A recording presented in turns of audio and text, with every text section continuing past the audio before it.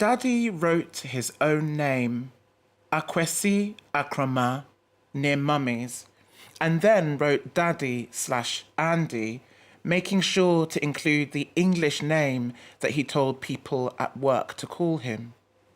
Kwame saw himself appear on the page beneath that, as Daddy bordered his name with asterisks, which were almost pretty. More squiggles and arrows grew. Daddy did not stop to check details or question himself as the diagram spread, lines everywhere, notes and dates added to the left and right. Maybe the sheet wouldn't be big enough, long enough, wide enough to fit in Yao. Our people, scattered to your four winds, Daddy muttered as he noted down where the different people lived. USA, Canada, Germany, Italy. They land. But do they grow where they fall? You just heard Michael Donkor reading from Grow Where They Fall, his latest novel. Its narrative shifting from Kwame's wide-eyed childhood to his slightly jaded adult years. It's an elegant meditation on personal fulfilment, sexuality, and growing up in a British-Ghanaian family in South London. Michael joins me in the studio. Hello. Hello. Now, that phrase, grow where they fall, is so evocative because something can grow, it can survive, but the bigger question is, does it thrive? And if we look at your central character, Kwame, is he thriving?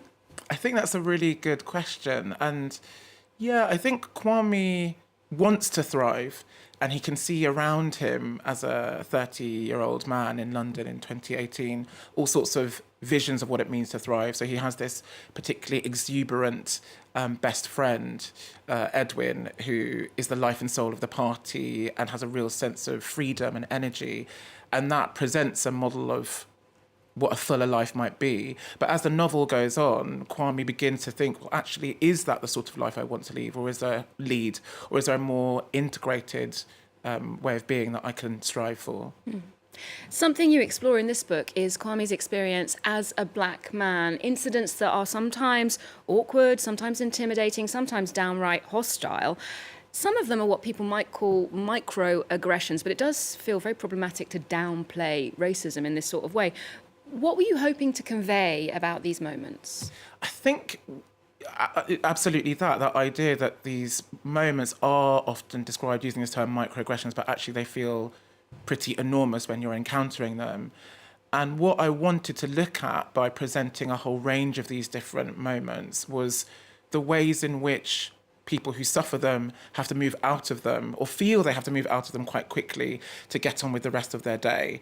And to think about what the psychological impact of that is, you know, that you're walking down the street and someone looks at you in a particularly aggressive way because of your racial background, and then you have to go into the office and pretend as if nothing has happened.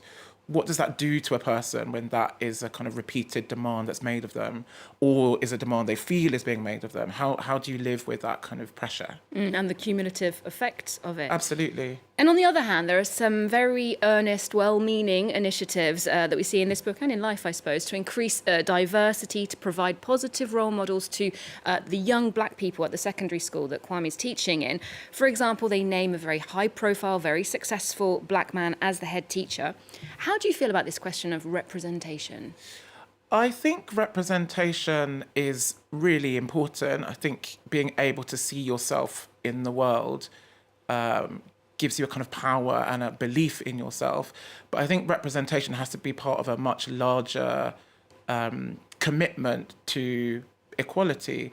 I don't think it's just enough to say, okay, well, we've got a certain number of, for example, brown politicians in our front benches and assume that that does all the work of making the lives of black and brown people in a particular country better. There's much more to bringing about equity than just showing people's faces, I think.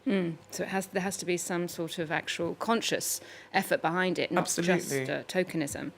Now, you drew on your own experience as an English teacher in London to create Kwame's professional universe in the novel. It feels very, very authentic, I must say.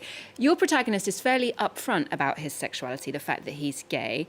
And your own sexuality was something that you initially didn't talk about at school with pupils and staff, and then you did. Was it important for you to come out at work? It was a really powerful moment when I did, when I told my students, my sixth formers, that I was gay, and it really lightened me. Actually, I think I hadn't realised that it was something that was really weighing down on me until I kind of shared who I was with my students, and realised that it wasn't something that was particularly important to them. Or in some ways it was important to them, in the sense that it enabled some of the queer members of that particular group that I came out to just feel a bit more like themselves, I think, in my presence and in the school more broadly. So it was a turning point, but I hadn't really thought about it being a turning point until it happened. What do you think you learned from them? Gosh, what did I learn from them? I learned so much from my students when I was teaching, but I think something about self-confidence and something about, you know, really thinking about the fullness of yourself when you enter into difficult situations. So realising all the stuff that you've been through, traversed, jumped over, leapt past in the past, and remembering that stuff can kind of give you strength and power in the moment when you're feeling a little bit unnerved. And as someone who worked in the UK education system, you observed and experienced lots of changes to the curriculum, the exam system. I believe you left teaching recently and you moved to Portugal, but do you think it's still possible to develop a deep and lasting love of literature in the classroom in the UK? Oh, God. I'm going to be bold and just say no, which is a dreadful thing to say. And that is not for... it's not because of the teaching. There are some outstanding, exceptional, inspiring, gifted teachers in the UK who are really committed to bringing about that passion for reading and for language and for sentences. But I think the exam system is so geared towards repetition and the dulling of critical thinking and the dulling of the excitement of connecting one book to another, that it's hard to see how young people can go through the exams that they do and think, gosh, I want to keep on reading.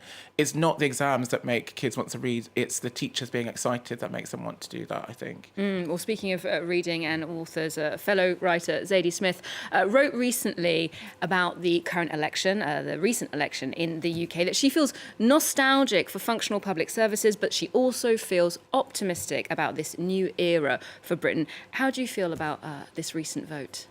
I'm thrilled that we've got a Labour government. I mean, we have been suffering for 14 years under Tory mismanagement, racism, neglect, and their downright corruption. So I am thrilled that the page has been turned on that. I am cautiously hopeful. I think expectations are incredibly high.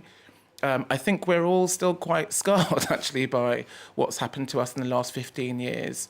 And it's hard for us to wholeheartedly throw ourselves into something with the kinds of optimism that Zadie Smith is talking about. But I'm cautiously hopeful that things are going to get better. And it's been a big week for democracy. I'm sure you observed the French elections happening as well. How did that look to an outside observer?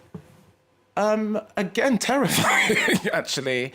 I think the rise of the far right in this country, I think for people in the UK, it seemed to slowly creep up on us, actually. And the speed with which it seems to have happened in the last year has been really jaw-dropping. But to see that kind of pulled back and to see fairness, equity and sensible thinking come to the fore again has been amazing. I was in Paris on Sunday night when the latest results came out, and there are these really glorious whoops of victory and shouts of joy, and I could just sense this sigh of relief that was spreading across the city. It was a really special moment. And just going back to the book, I wanted to touch on one thing that I noticed. One of your characters is a great fan of American rap, Tupac to be precise, and I wondered if you'd slipped in a personal reference there. Were you a great fan of rap or UK grime growing up in the UK? Do you know what? I really wasn't, but I knew that it was absolutely the right thing for this particular character, Yao, to be committed to the music of Tupac. So Yao is an early 20-something Ghanaian man who comes to the UK, who's full of ambition and a real urge to kind of get on. And I think those qualities make it really likely that someone like him would love the kind of forward-thinking, powerful lyrics of Tupac. So yeah, it was Yao's doing, not mine. Okay, well, I know you're a music fan anyway, and so it's no surprise that when we asked you for a cultural tip, you pointed us in the direction of a singer-songwriter, Moses Sumney. What do you love about his music? Oh, his music is soulful and sexy and sensual. He has Ghanaian heritage as well, so I'm always there to support my fellow brothers and sisters. His lyrics are delicate and complicated.